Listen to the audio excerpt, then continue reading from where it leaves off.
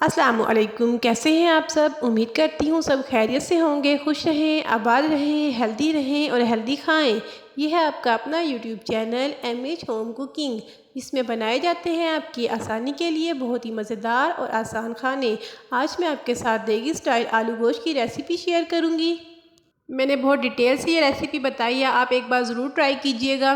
Recipe पसंद आए तो चैनल को सब्सक्राइब कीजिएगा और वीडियो को लाइक एंड शेयर कीजिएगा। आलू गोश्त बनाने के लिए सबसे पहले मैं एक बर्तन में घी ऐड करूंगी। घी मैंने तकरीबन 200 ग्राम लिया है। घी जब गर्म हो जाएगा तो मैं 2 से 3 अदद लौंग और 2 से 3 अदद हरी इलायची ऐड करूंगी। 2 मिनट के बाद मैं बीफ ऐड कर दूंगी। बीफ मैंने तकरीबन आधा किलो लिया है। बीफ मैंने हड्डी वाला लिया है। बीफ को पहले अच्छी तरह से मैंने साफ़ करके वॉश कर लिया था। बोटी का साइज़ भी तकरीबन दरमियाना है, ना बहुत ज़्यादा बड़ा है ना ही बहुत ज़्यादा छोटा है। इसके साथ ही मैं प्याज ऐड कर दूंगी।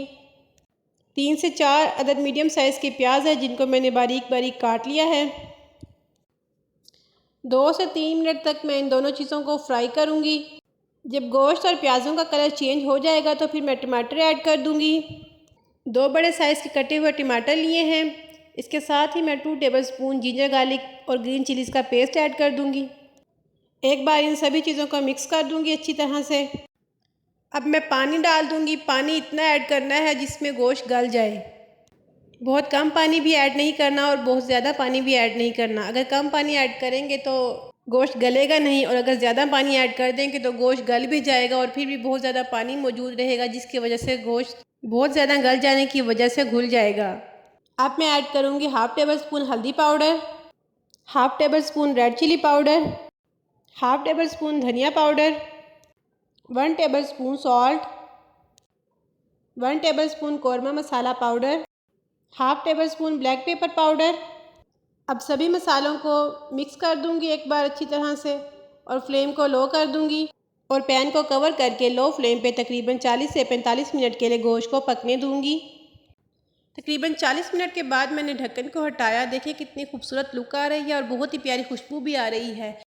गोश्त मैंने चेक किया है, गोश्त भी बहुत अच्छी तरह से गल चुका है। अब मैं फ्लेम को हाई करके थोड़ा सा भून लूँगी। तकरीबन 4 से 5 मिनट भूनूंगी ताकि जो एक्स्ट्रा पानी इसमें मौजूद है वो खुश्क हो जाए।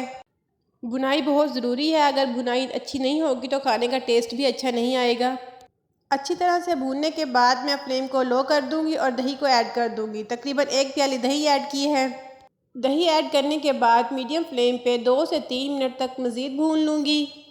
आलू चिकन शोरबा की रेसिपी भी मेरे चैनल पर मौजूद है। आई बटन में मैंने उसका लिंक दे दिया है, आप वीडियो वॉच कर सकते हैं। अच्छी तरह से भूनने के बाद अब मैं लंबाई में कटे हुए आलू ऐड कर दूंगी। आलू तकरीबन 750 ग्राम यानी 3 पाव आलू मैंने लिए हैं। आलू ऐड करने के बाद मज़ीद 2 से 3 मिनट तक भुनाई करूँगी। अब मैं पानी ऐड कर दूँगी।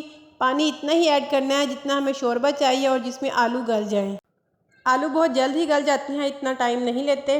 अब पैन को कवर कर दूंगी। तकरीबन 12 मिनट के बाद मैं ढक्कन को हटाऊंगी और चेक करूंगी कि आलू गल चुकी हैं या नहीं। ये देखें आलू बिल्कुल अच्छी तरह से गल चुके हैं। अब मैं फ्लेम को लो कर दूंगी और अब मैं ऐड करूंगी गरम मसाला पाउडर। तकरीबन 1 टेबल स्पून गरम मसाला पाउडर ऐड किया है और साथ ही ऐड करूंगी बारीक कटा हुआ हरा धनिया। खुशबू के लिए और बहुत अच्छी लुक के लिए मैंने बारीक कटा हुआ हरा धनिया ऐड किया है। इस तरह से थोड़ा सा मिक्स करूंगी और फिर मैं पैन को कवर कर दूंगी और फ्लेम को लो कर दूंगी। मज़ेदार देगी स्टाइल आलू गोश्त का सालन तैयार है। रेसिपी पसंद आए तो वीडियो को लाइक करें और दोस्तों में शेयर करें। रेसिपी के अबाउट कोई भी क्वेश्चन हो तो आप कमेंट सेक्शन में पूछ सकते हैं। इसके साथ ही मुझे दीजिए इजाज़त। अपना बहुत ज़्यादा ख्याल रखिएगा और मुझे दुआओं में याद रखिएगा। अल्लाह हाफिज़।